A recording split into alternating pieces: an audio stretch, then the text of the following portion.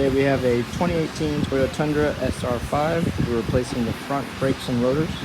So the 22 socket, we're going to remove the lug nuts of the 22 as well as our wheel lock. So let's lift her up, get the wheel off, and see what we're working with. Okay guys, so with the wheel removed, you can see the caliper here. Now we were just doing the brake pads, not the whole rotor. We could just slide these off and push the double pistons back. Oh, my gloves rip.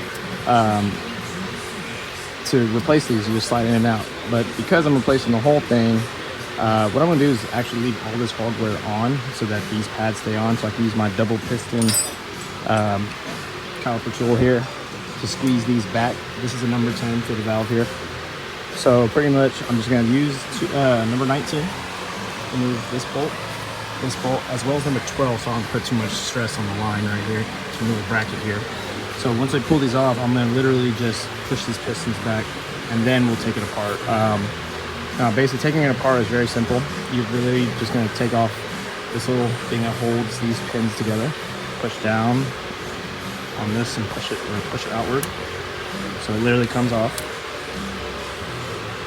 And then just pull these out of here,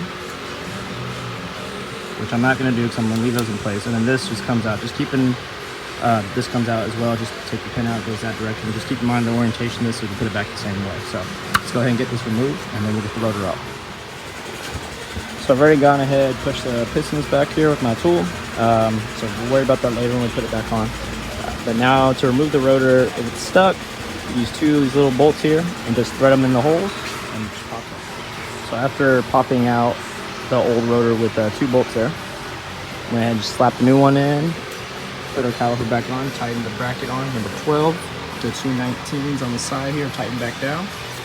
So now we're gonna remove the old brake pads. As you can see, it's all the way. So like I said earlier, just push down on this. Sorry, a little difficult one-handed now, especially I am right-handed.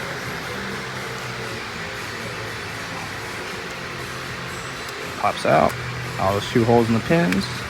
And we can get rid of these. Their kit comes with new hardware, and this just slides out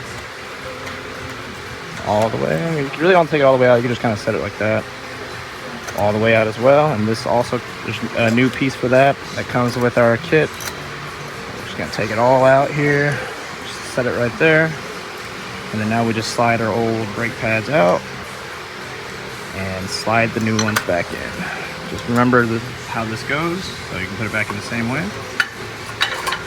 And there we are.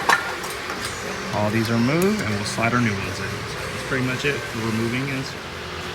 Okay guys, so our new pads are in. I already pushed the pins all the way through, but in case the holes don't line up here, I'm just gonna let you know that you can actually rotate these very easily, as you can see, so don't stress out too much about that.